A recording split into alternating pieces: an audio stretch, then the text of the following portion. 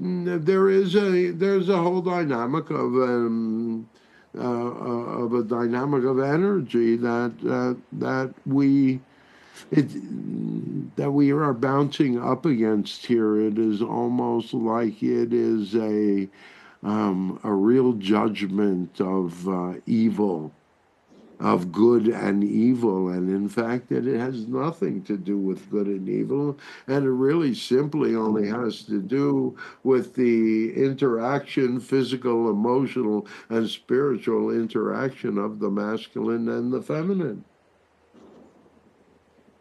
Because what be more interesting example of the, what shall we say, the powerless feminine than putting Kamala as the person that is going up against Trump?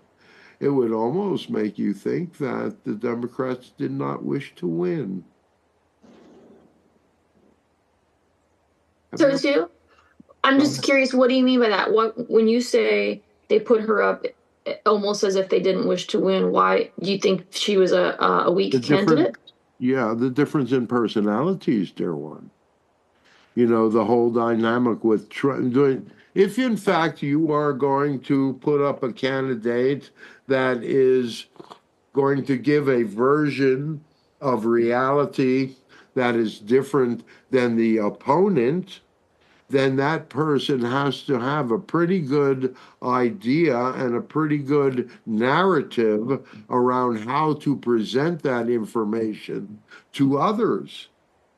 You know, it couldn't be just because she was a woman of color and a woman that did it. You know, as an attorney general, she was no great shakes.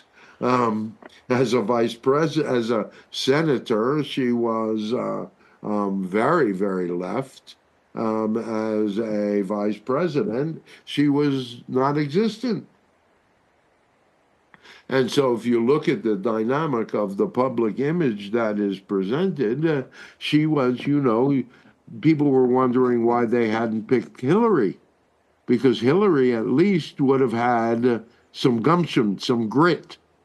You know, she would have been able to answer the simple questions. She wouldn't have, you know, choked during various situations. And so, you know, you have the dynamic. If in fact you're going to be in a competition with someone, you need to have someone that's at least as strong or at least more clever than the opponent.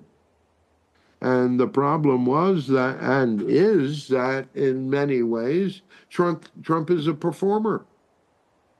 He's an actor. Yeah, that's He was true. on television for years Yeah. before he decided to run for anything. And he's a natural comedian. In fact, if you get over your aversion to him, you realize that he's a freaking riot as far as that dynamic of energy goes. And we wish to tell you that humor is something that you could all use a little bit more of in your lives.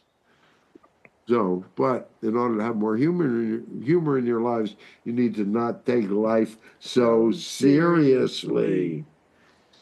Mm.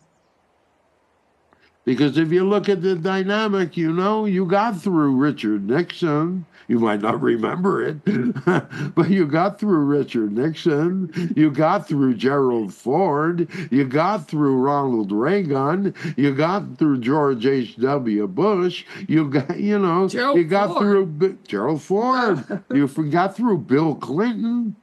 You got through Carter. You know, it's like, if you really think about it, there's just been a long line of these jerks. And none of them have been exemplary in their behavior. You know, go all the way back to Kennedy doing orgies in the pool. You know, come on, kids. You know, there is just